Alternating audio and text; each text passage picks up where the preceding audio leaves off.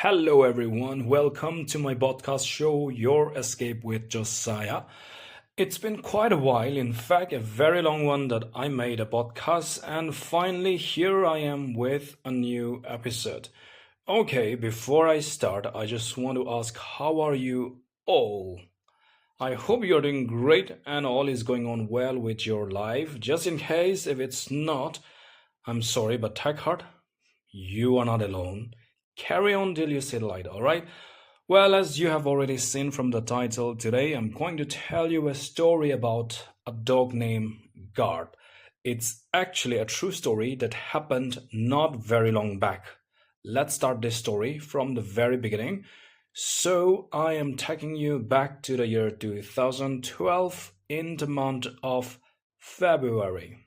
By the way, I'm not using any background music or jingles from now on. I hope that's okay. Let's get back.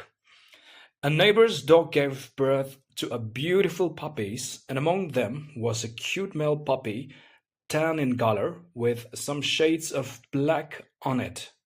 The owner of the dog that gave birth and the neighbor who was about to adopt the tame puppy were very good friends and neighbors. The neighbors really love and care for each other with lots of respect and generosity.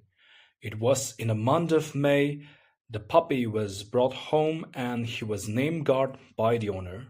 Guard was a very healthy puppy with long legs and huge paws. By the time Guard was a puppy, the owners started to teach how to shake hands with humans, listen to their instructions, and made to understand their gestures, and so on.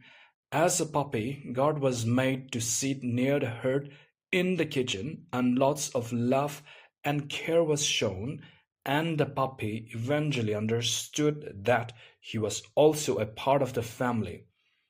Guard grown up to be a huge dog, though I can't say exactly what breed the dog was, but definitely it had the resemblance of a German Shepherd in appearance and in stature.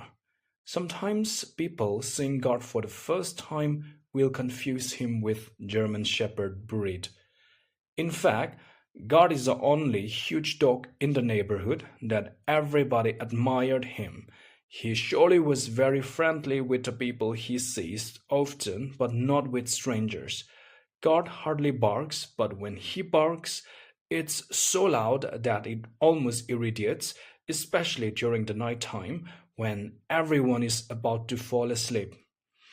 Taking Guard to the vet was never a problem, and he bears the injection with ease during the vaccination process.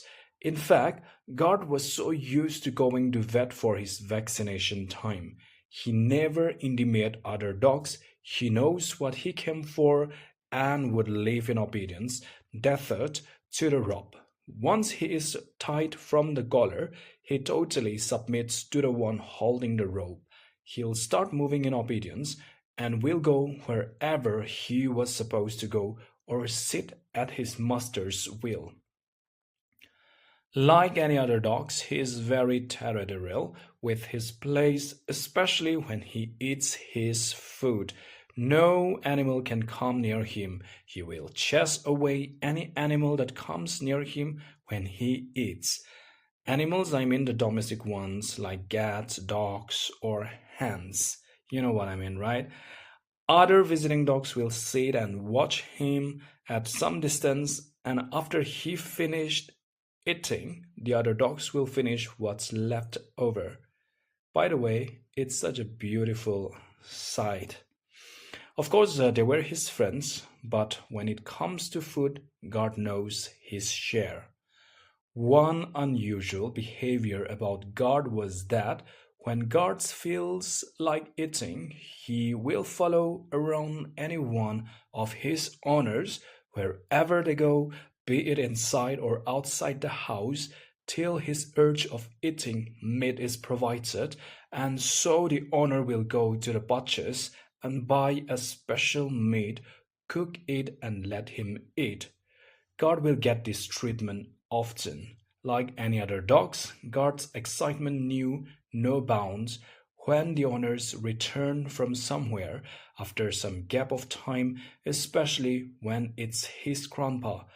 God definitely knows the owner's mood and react according to it. If he was told to go out, he will just go out in obedience. But honestly, with age, as he becomes old, not every time he adhere to what his owner tells him to do, be it going out from the house or move from one place to another. He clearly shows it that he is also a part of the family and he knows his rights in certain ways. It's more like he acted as one of the children in the family and the family understood and accepted it. It was never a good time for God during the Christmas or New Year's Eve. The sounds of the bursting firecrackers, lightworks, and so on really scared the life out of him. During the seasons, especially late in the evening, if people started bursting, he will be with the family somewhere in the corner without going anywhere. If the bursting happens during the night time, especially on the eaves, he will come and start scratching the door using his paws, making noise, which means to let him inside the room where the owner is sleeping. Obviously, the youngest one in the family will open for him when the dog scratch the door, and almost every Christmas and New Year's Eve, in the middle of the night, God will sleep with the youngest child in his room. Well, among the family members, God was most faithful and close to his grandpa, that is, the father in the family. I am addressing the father as grandpa for God because that's how the members in the family would want God to call their father as grandpa. So, in the morning, when the door is open, and if his grandpa is still yet to get up from the bed, God will go and sleep waiting in the next room, sometimes at the door, or he'll enter his grandpa's room and sleep quietly on the floor waiting for his grandpa to get up. Finally, when his grandpa gets up, he'll bark joyfully waiting outside as his grandpa goes inside the washroom, after which they will have breakfast together. And after finishing the breakfast, grandpa will tell God, like, come on, God, which means it's time for them to go for morning walk. God knows their routine well, and with much excitement, God will lead, running ahead from his grandpa. They used to go for walk daily every morning, except during the rainy seasons. Also, they go for evening walks almost every evening right after the dinner. God will accompany his grandpa where he goes in the neighborhood almost every time, and they will come home together. God loves to be in the company of the grandkids. Whenever the grandkids gathered at their grandpa's house, hearing the sounds of the kids, God will come and be in the company where the kids were. He would not mind the kids pulling him or leaning or hugging him and so on. But it was not the same case with the grown-ups, I tell you. Fast forwarded, it was late in the month of September, God's health began to deteriorate badly. With age, from time to time, God's health has been taken care of, but this time completely for 2 weeks, he couldn't get up, though the family tried their best to make him well and nursed him sincerely with best medical treatments.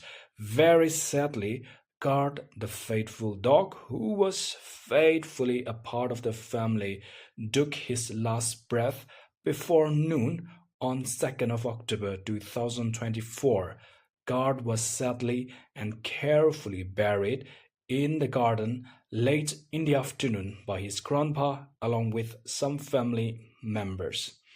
God lived a good number of years for 12.5 years. When our God died, I was not at home. I was in another place for some work, and it really pained me for not being able to be at home. God definitely etched a memory in our hearts, like our dog named Robbie, who lived with us while we were kids in the early 90s. Also, the neighbors and those passerbys on the street who sees God often from God's morning walk or evening walks will express their sadness when they learn that God was no more. They will say like, "Oh, that huge dog, so sad, such a pity," which shows God earned a lot of admiration and just by being him, the huge dog. Beautiful, handsome dog, I'd say that. Anyways, that's all about it. Thank you so much for listening. I'm doing this episode to keep a memory of our God alive as he was so dear to us. Till then, you take care. I'll get you up in my next episode. Bye bye.